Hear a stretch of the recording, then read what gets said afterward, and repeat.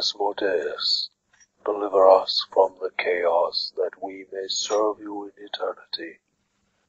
Unmake the lies of our bodies and reshape our souls in your design. A quote from an Asmodean monograph. Asmodeus, the Prince of Darkness, God of contracts, pride, slavery, and tyranny. Alignment is lawful evil. Domains include evil, fire, law, magic, and trickery. His favored weapon is the mace. Centers of worship include Cheliax, Iskar, and Idol. His nationality is devil. Asmodeus stands among the oldest beings of the universe. Fragments of heretical tomes, like the Asmodean monograph, the Book of the Damned, and the Script of the Flies, claim he was among those responsible for the creation of the stars, the planets, and the first mortal beings, but that his pride led to the conflict over the free will of lesser creatures, sparking a war between order and chaos. The bravery of the goddess Sarenrae forced him to acknowledge his murderous role in the war, and he abandoned the battlefield, swearing that one day his opponents would understand the true depth of the conflict, a time when he would return, and inferiors would beg for the order he embodies. While many theologians and immortal agents of the gods deny the legitimacy of this Asmodean account of the multiverse's prehistory, the supreme age of the topic and blurring between truth and lies make these records difficult to outright dismiss. Asmodeus is a god of rigid hierarchies, imposing systems where every creature knows its place. The strong rule over the lesser beings, and the weak are properly subservient to their superiors. He is an omnipotent tyrant who creates and destroys as he sees fit. What mortals call evil is the natural order of the multiverse to his vast and ancient understanding. Water flows downhill, fire burns, and the strong dominate the weak. The Prince of Darkness is worshipped by creatures all across Golarion, though in most parts of the world this is limited to power-hungry diabolists, small cults, and harsh materialistic orders. In Cheliax, and by extension Iskar and Nidal, his worship is open and public, and to many those places are synonymous with devil worship. However, Asmodeus does not seek worship. He merely wants obedience and acknowledgement that his will is both truth and law. He grants his worshippers magic not as a reward for their prayers, but to help bring the rest of the universe into his service. He revels in the art of negotiation and delights in deals that appear fair, but that actually give one party a disparte advantage.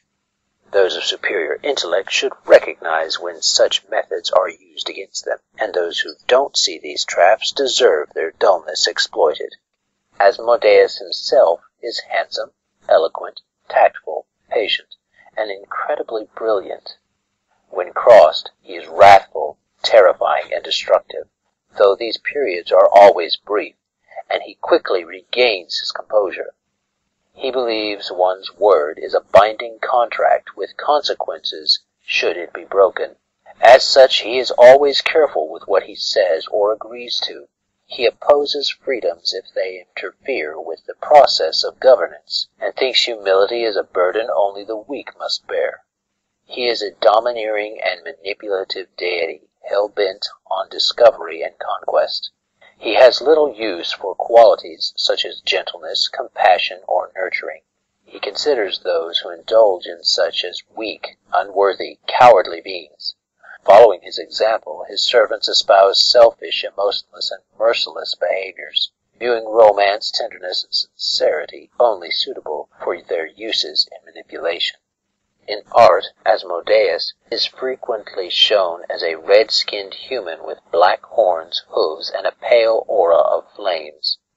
As an ancient being, countless interpretations of his appearance has fallen into and out of fashion among his mortal followers, yet always the features of a fearful, immortal tyrant prevail. Most believe his devilish form is his true one, though persistent lore speaks of a more fiendish shape with constantly bleeding wounds. Asmodeus can take the form of any creature, and uses this ability to intimidate, manipulate, or intrigue those he speaks with. He favors red gemstones and usually appears with a large ruby pendant, mace, or even a breastplate made entirely of a single dazzling gem. Asmodeus has little interest in direct interaction with mortals, including members of his faith. He assumes mortals are weak, but useful dupes, and won't go out of his way to aid most. Occasionally, however, mortals of particular power, mercilessness, and finesse attract his attention. If the desire strikes him, he might manipulate fate to aid such tyrants, so long as doing so ultimately furthers his own ends. He does not hesitate to punish failure or even lethally assure that competence is not repeated. For casual infractions, he might taunt a mortal with a brief sensation of burning agony, or cause writing to appear to burst into flame or weep blood. He has been known to assign lesser devils to guide potent but troublesome worshippers, letting his infernal servants prod them in useful directions as necessary. Asmodeus' symbol is an inverted pentagram, though some cults use the pentacle instead. Asmodeus' extremely hierarchical priesthood includes clerics, inquisitors, sorcerers, especially those of the infernal bloodline, conjurers, diabolists, fallen paladins, and cruel soldiers. Many scheming bards and vicious monks are also affiliated with his church.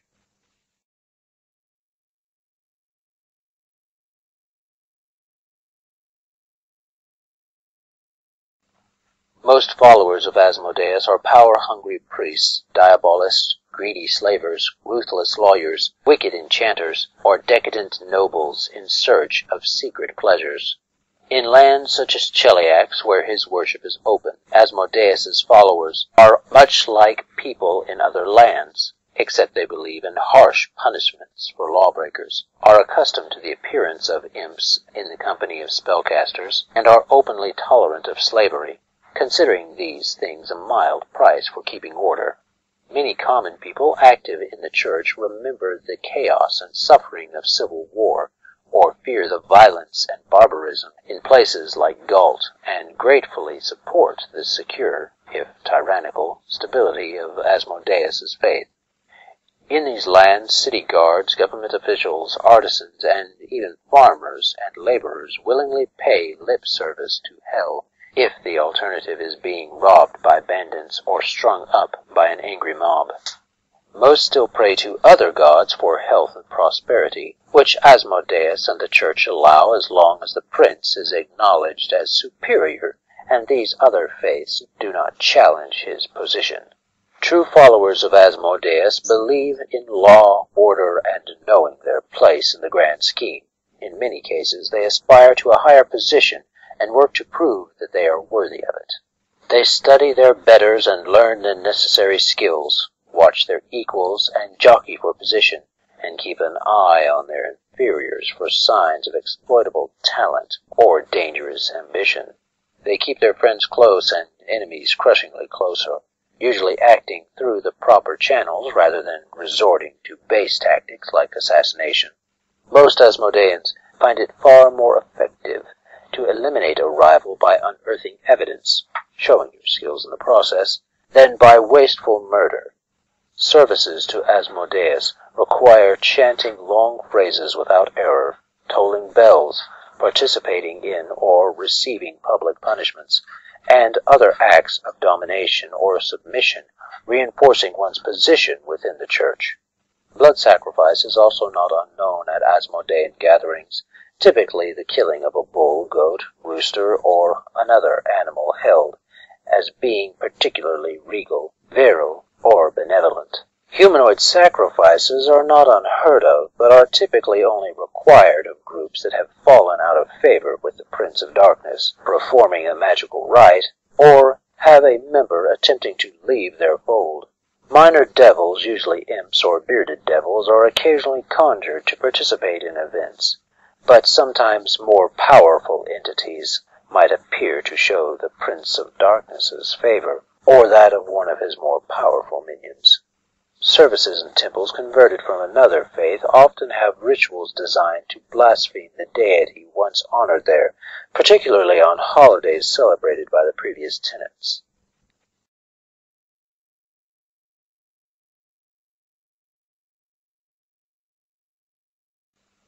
Public temples dedicated to Asmodeus thrive in Cheliax, where they often share space with the nation's bureaucracy, although secret shrines are scattered across Golarion. Public temples built specifically for Asmodeus have a distinctly Gothic, diabolical aesthetic. Secret temples dedicated to Asmodeus are usually single, hidden rooms or basements away from the public eye and secured against accidental discovery. Temples range from grand, opulent affairs with silk curtains and gold pictures to altars of blackened metal in dark places. The Prince of Darkness appreciates the trappings of wealth, but is more interested in sincere devotion to his cause than incidental displays. However, he realizes that greedy mortals enjoy these displays as evidence of their own power and success, allowing such ostentation to fuel their greed for more and their need for him. Shrines to Asmodeus are usually simple things like standing stones, symmetrical rocks, or trees with odd marks, or even statues of prominent but reviled rulers. The faithful have a feel for these places, whether or not they are clearly marked, and some are truly ancient, dating to an age when early humans were still trying to understand the patterns in the night sky and the darkness in their own hearts.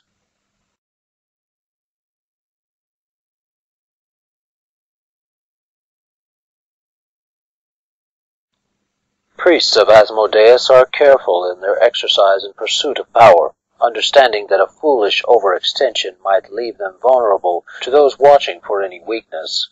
In Cheliax, Asmodeus's priests are a force of order, keeping mortals and weak-minded devils in line or torturing prisoners to extract information. Outside Cheliax, priests work with slavers, bureaucratic governments, despots, and nobles in positions of power, or those hoping to be in power. They whisper dark promises in the ears of the desperate, arrange meetings between people of influence, and act as judges in lawless lands. Many travel to bind or destroy rogue fiends, especially demons, seeking to convince folk that their faith supports order and opposes wanted destruction. Priests honor devils as envoys of their lord, greater or lesser players in an immense infernal bureaucracy that all right-minded individuals should join. Of course, they see lemurs and minor devils as expendable, and non-lawful fiends as even more so. Unlike typical conjurers who control devils with magical force, many Asmodean magic users parley carefully with devils, rewarding those in the prince's favor and abusing those out of it. An Asmodean conjurer would no more send a called Oceluth on a suicide mission than a priestess of Shaylin would send a called Hound Archon to a similar fate. All priests have at least a passing knowledge of Hell's organization and workings, and as such they take at least a small interest in the knowledge of the planes. Most keep their skills and negotiations sharp by honing their ability to parley and diplomatize. Some sell their services to broker mercantile transactions, treaties, bargains between devils and mortals, and so on. A typical day for a priest begins with a prostrate prayer, a meal, and then either reporting to a superior for orders or following extant orders if no superior is present. Those with underlings issue orders after receiving their own. Evening prayers usually include a blood sacrifice, typically an animal or slave's blood. Significant prayer rituals often require greater sacrifice, possibly including a human or other intelligent creature. Most temples use slaves, captured enemies, or traitors for this purpose. Divine spellcasters usually prepare their spells after evening prayer, typically during the deepest hours of night. Like hell itself, Asmodeus's church is carefully ordered, with a precise hierarchy of reports and detailed means of determining who is superior or inferior within the church. Two priests of distant temples can easily establish their relative ranks with only a few sentences.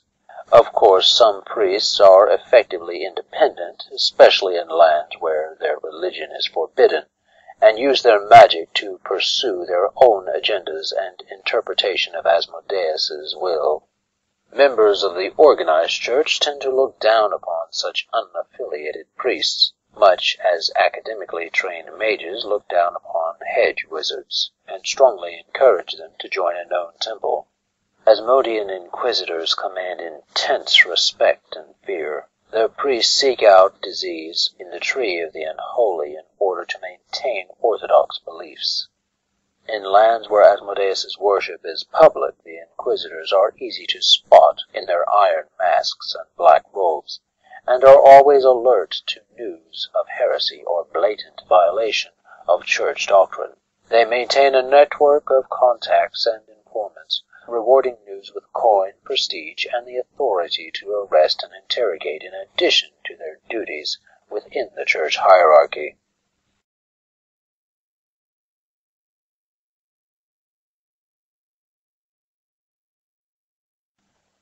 Beyond Asmodeus's clergy, many strict, conniving, and entitled individuals serve the Prince of Darkness. Worshippers are drawn to Asmodeus through any number of temptations, but in the end, most trade service for the promise of wealth and power. Though Asmodeus is unquestionably evil, his lawful nature draws many law-abiding individuals to his faith, and his status as the recognized patron deity of Cheliax means that even a few good-natured souls exist uncomfortably within his church, though never as divine spellcasters and rarely in positions of any real power. Many soldiers and martially minded types welcome Asmodeus's dogma of force and dominance. While his church has few organized groups of soldiers, monistic orders or mercenary companies aligned with hell are not that unusual. Among such militaristic servants of Asmodeus are those who extol him as a paragon of law and enforcer of order.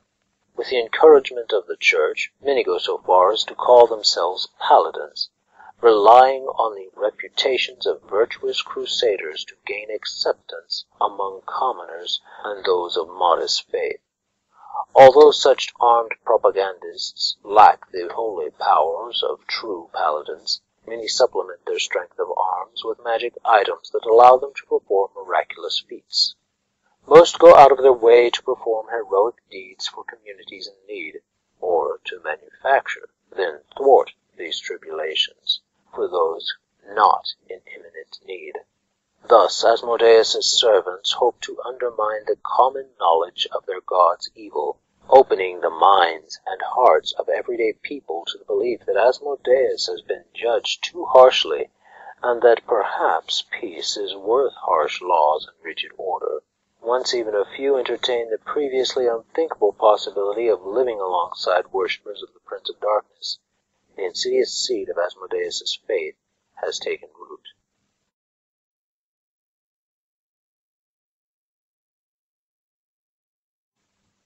Asmodeus's impeccably clean and orderly priests dress mostly in dark tones, usually black with red accents. The exact type of clothing worn varies according to the local fashion and climate. Chelish garb has multiple layers, while in chilly Nidal, clerics favor dark red robes trimmed with black fur over wool clothing, and in humid Iskar, priests wear black shirts and pants with red vests and short cloaks. Many ceremonies use horned masks or helms, often resembling devils, goats, or rams. Like the Dark Prince, they favor rubies and other red gemstones, such as carnelian, red beryl, red garnet, and sard, and they are popular for those who cannot afford true rubies. Among wealthier, ostentatious priests, red-hued ion stones are very popular. Maces of terror and magic rods, particularly rods of lordly might, and rods of rulership, are sought after by priests as status symbols.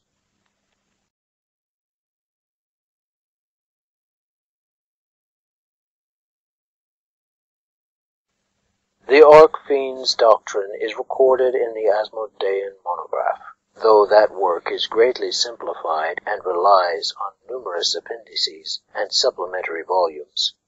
The common version of the text is a mere 1,000 pages and covers history, the writing and exploitation of contracts, the nature of power, the purpose of law, the fallacy of evil, propaganda, diplomacy, subtleties of speech, the hierarchy of hell, and dozens of other topics related to rulership, all within the context of the faith. Its supplemental texts number in the hundreds, each focusing on, interpreting, and expounding on particular topics.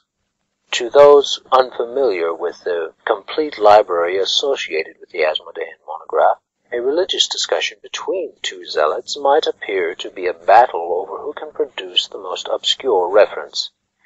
Because the Church idealizes laws, knowing which ones trump others and which ones need to be bent or broken to advance a greater cause is crucial. A worshipper could commit an egregious crime against the Church, but still be forgiven or even rewarded if he found a way to justify it by brilliantly citing some forgotten bit of scripture and proving the act was beneficial to Asmodeus.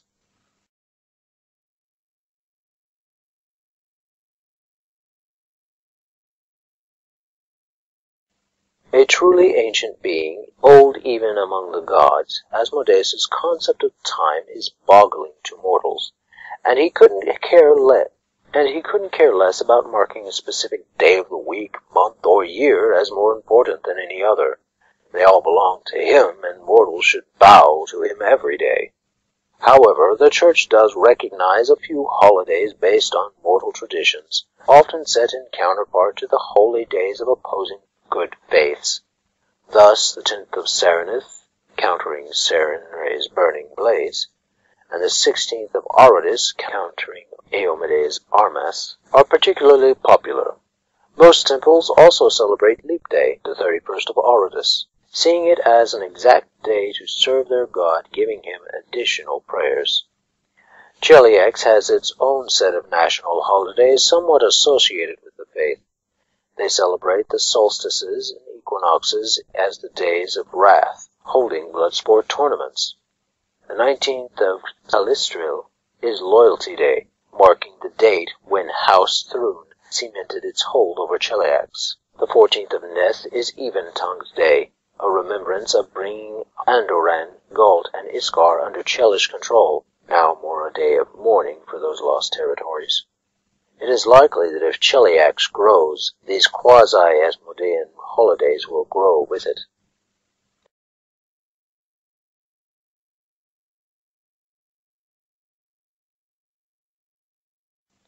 There are countless blessings and exclamations in use by the Asmodeus worshippers, born of superstitions, ancient books of forbidden magic, and references in the Asmodean monograph. Yet most are merely variants of three themes. Great is Asmodeus. A simple yet widely used exclamation declaring that Asmodeus is the supreme deity and no other is worthy of veneration. Hail Asmodeus and power and glory to Asmodeus are also common. Let me be your might. Asmodeus's power is great, but it is not freely given. There is always a price. Such an appellation is never spoken by a worshipper of Asmodeus without the willingness and readiness to offer something of great personal value in return, lest their cry indeed cause the devil to appear in a blast of smoke and brimstone. The kingdom shall be his. As Asmodeus claims to have once held power over all creation, his faith envisions an hour when all the multiverse will come under his dominion once again. This exclamation serves as a validation among the faith, a call to arms for infernal warriors, and a threat to all who would oppose his zealots.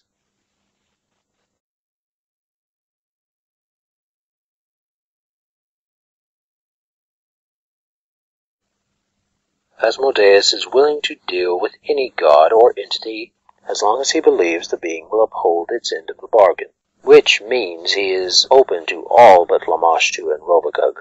Even wily Callistria has worked with him in the past, though he typically considers the fickle goddess beneath his notice. Despite ethical differences, he has been a patron of Shaylin, an aide to Nephes, a supplier to Gorum, and an advisor to Iomade, though it is not something his sometime partners care to admit. Though he is evil, he is quite charming and can often persuade reluctant deities to temporarily set aside their differences with him for the purpose of mutually beneficial arrangements. With dealing with potential enemies, he is careful to keep the terms of any agreement clear and obvious, lest these parties become too suspicious of treachery, which would damage his perfect bargaining reputation. Multiple cadres of lesser deities serve Asmodeus. The least of these are the infernal dukes, countless tyrants who rule fiefdoms throughout hell, and the Malebranche, burgeoning infernal dukes who seek dominion and power through the conquest of mortal worlds. These deities hold quite specific areas of concern and might be worshipped by mortal cults or honored as saint-like patrons among Asmodeus's faithful.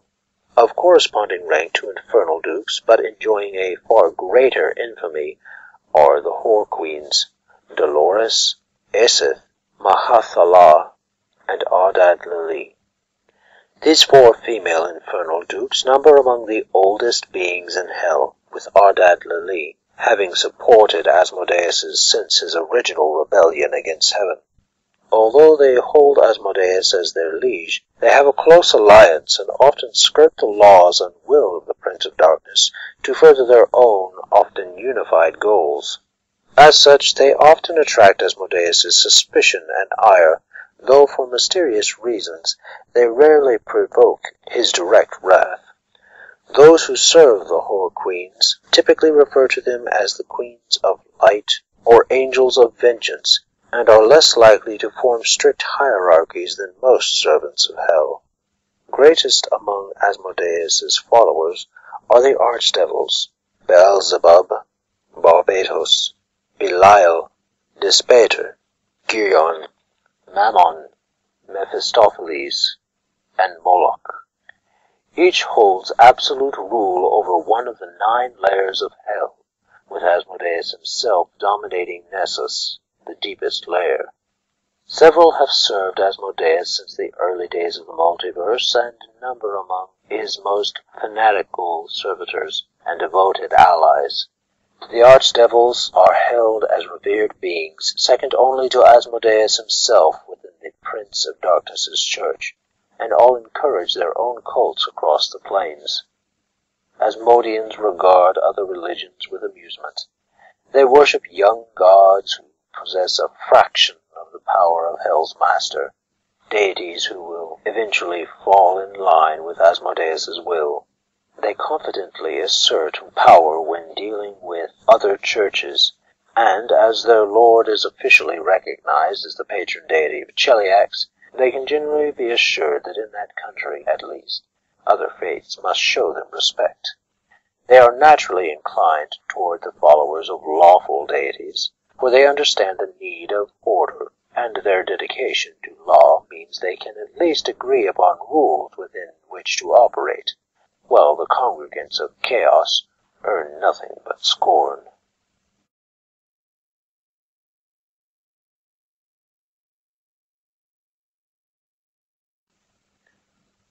While all of hell, and some might argue all of existence, belongs to Asmodeus, the Archfiend claims Nessus, the deepest portion of hell's layers, as his throne lair.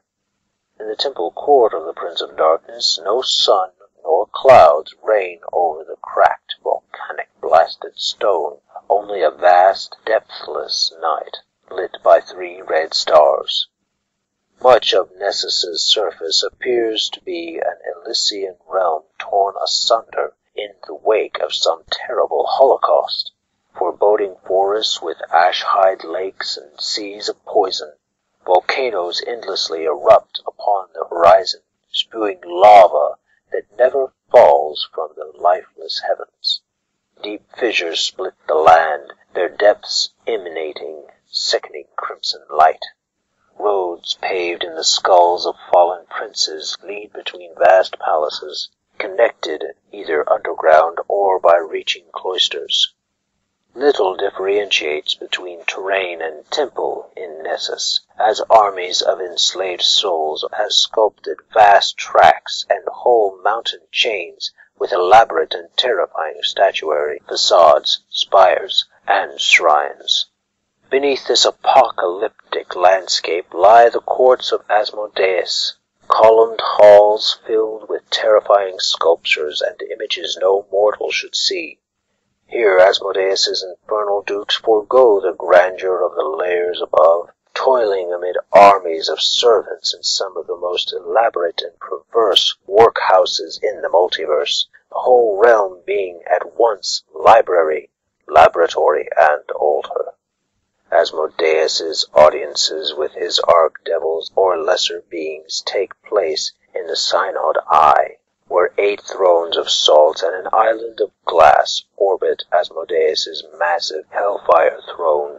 Beneath the flaming sigils of the diabolical elite falls a depthless gulf, a pit of absolute darkness that sees with the barely restrained malice of hell itself.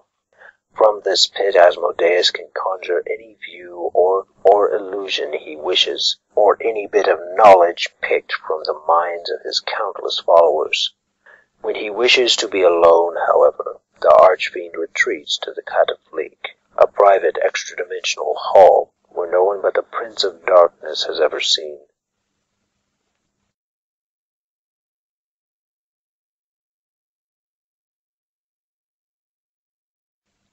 All manner of devils serve Asmodeus, and he has little use for other fiends who do not submit to his infernal hierarchy. The libraries of most churches keep expansive, mostly accurate records of prominent devils appropriate for summoning, whether they be common devils or the accomplice devils that eagerly aid Asmodeus's clergy. The other deities who serve Asmodeus have their own diabolical vessels, favored breeds of devils, and unique agents, making it not uncommon for those priests who identify with Hell's lesser nobles to summon a wide variety of infernal minions. The following are just a handful of fiends most often summoned by the Church of Asmodeus. Argo the Ocean Sun, a unique pit fiend. This lean, jet-black pit fiend is sullen and disinclined to converse, but is ruthless in battle and a strategic mastermind. He reports directly to the infernal Duke, Iosrael, the untarnished angel, and bears with him a deadly orb he calls the Ocean Sun, a foul relic similar to an orb of pure law that also has the ability to quench any flame and spread utter darkness. Those who offer Aro the tongue of a freshly slain archpriest or goodly prince gain a +2 bonus on charisma checks when dealing with the pit fiend. Basilius. This corrupted angel-like creature serves as Asmodeus's herald.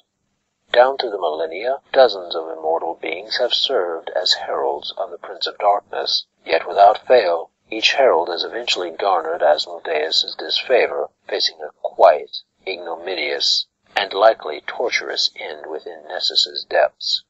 Asmodeus holds Basilius as the most perfect of all his current emissaries, for rather than elevating the messenger from among the ranks of his diabolical legions, the Lord of Hell personally crafted his servant to meet his every expectation, an infernal automaton of sorts.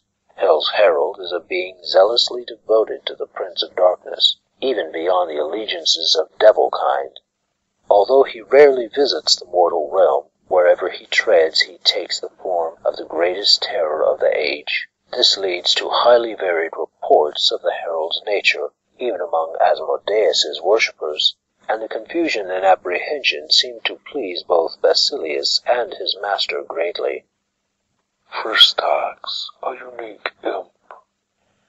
This bright red imp has served more than 30 famed diabolists in his time, taking a role in some of the greatest diabolical incursions in history. Quite clever and insightful despite his acting like a fool, Fristax is skilled at suggesting brilliant and terrible machinations that his master takes on as his own ideas.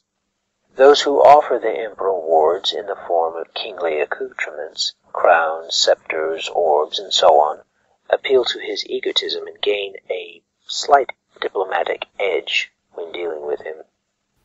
Hello everyone.